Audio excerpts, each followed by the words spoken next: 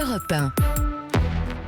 Europe 1, 6h17, l'heure de l'invité inattendu. Tous les matins, un sujet d'actualité et une voix que l'on n'attend pas pour en parler. L'invité inattendu, je veux le dire, c'est un rendez-vous que j'adore, mais dans lequel on essaye tous les matins de vous surprendre. Et à l'occasion de la semaine pour l'emploi des personnes handicapées, on va beaucoup en parler dans nos éditions, on va parler d'inclusion. Mais ce matin, je voulais aussi prendre quelques minutes pour montrer ce que les personnes handicapées peuvent apporter aux valides. Illustration très concrète, vous allez l'entendre. Avec votre invité Mathieu, qui est auxiliaire de puériculture à la crèche des Tournesols de Quimperlé, c'est dans le Finistère. Aurélie Beneni y enseigne la langue des signes aux bébés des enfants de quelques mois à 3 ans et ainsi communique avec des enfants qui ne savent pas encore parler. Bonjour Aurélie Beneni. Bonjour. Merci d'être avec nous ce matin sur Europe 1. Alors d'abord, la question que je me pose, que beaucoup de nos auditeurs se posent, comment est-ce qu'on sait que ça marche? Quels échanges est-ce que vous avez avec les bébés qui vous démontrent qu'ils comprennent ce que vous dites? Eh bien, tout simplement, il y a aussi le fait qu'ils répondent soit par les signes, soit par le langage parlé. Donc tout simplement, on arrive déjà à savoir qu'ils comprennent ce qu'on dit par ce mode de langage. Parce que dans une crèche, on a des bébés très jeunes jusqu'à l'âge de la maternelle, donc 2 ans et demi, 3 ans.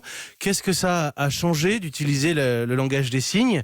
Un langage des signes, qu'est-ce que ça a changé dans les relations que vous avez avec eux? Alors déjà, je vais vous reprendre par rapport au langage. On dit la langue des signes, en fait, parce que c'est une langue vivante.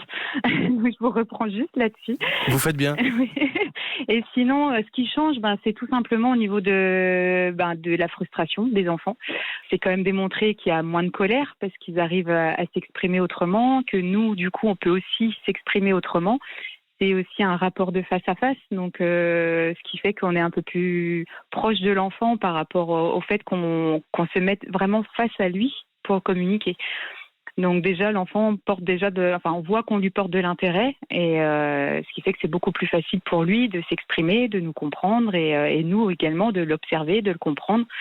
Donc voilà, en fait, c'est plein de bienfaits au final. Si vous dites moins de frustration, je comprends aussi que du coup les relations sont plus apaisées. Oui, c'est ça. C'est ça, parce que du coup, il voit tout de suite qu'on lui porte de l'attention. Donc, parce qu'on essaie de communiquer, au lieu de parler, ou même de parler un peu plus fort, on va signer en même temps que de parler. Parce que là, on va faire du français signé, en fait. Donc, en fait, chaque signe est accompagné du mot. Et du coup, l'enfant va nous observer également. Du coup, il va prendre le temps de nous observer. Il ne faudrait pas comprendre qu'on a une conversation aboutie. Ce sont des choses assez simples que vous utilisez. Dites-nous un peu quels sont les exemples de signes. Ça va être vraiment les signes de base comme le s'il te plaît, encore, au niveau de l'alimentation aussi, lui montrer, par exemple, lui dire le mot pain, de l'eau. C'est vraiment des petits signes, en fait, comme ça va pas être des phrases complètes, parce que du coup, c'est vrai que la syntaxe de la langue des signes est très complexe. Et là, ça va être vraiment juste des petits mots, en fait. Et vous dites aussi que ceux qui ont le plus de mal à parler verbalement, tel qu'on l'utilise d'ordinaire, ce sont les plus bavards en langue des signes. C'est exactement ça. Déjà, on va passer aussi beaucoup plus de temps avec ces enfants-là, justement, qui ont du mal à s'exprimer.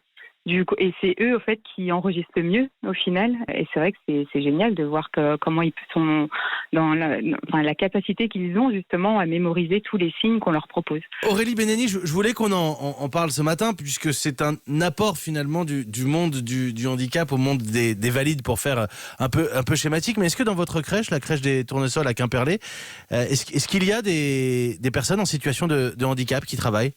Non, pas au sein de notre structure, mais par contre au sein de la ville, oui, puisque en fait les restes de l'équipe a pu se former à la langue des signes grâce à une employée de la ville qui travaille au service de minuterie, qui est malentendante de naissance et qui donc pratique la langue des signes, qui a une association également sur Quimperlé pour enseigner la langue des signes.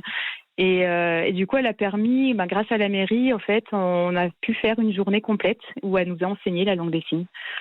Du coup, on a tiré profit de son handicap au final, et c'était une très très bonne journée. Les parents qui nous écoutent peuvent le faire. Je pense à des parents qui attendraient peut-être un enfant. Entraînez-vous, lancez-vous, parce qu'on peut le faire à la maison. Oui, exactement. Puis il y a beaucoup d'ouvrages là-dessus. Il y a même des vidéos sur Internet pour trouver. Et sincèrement, même si c'est que des mots de base, ça leur permet quand même de développer déjà d'autres capacités. Donc c'est vraiment intéressant. Merci Aurélie Beneni. De rien. De rien, Mathieu.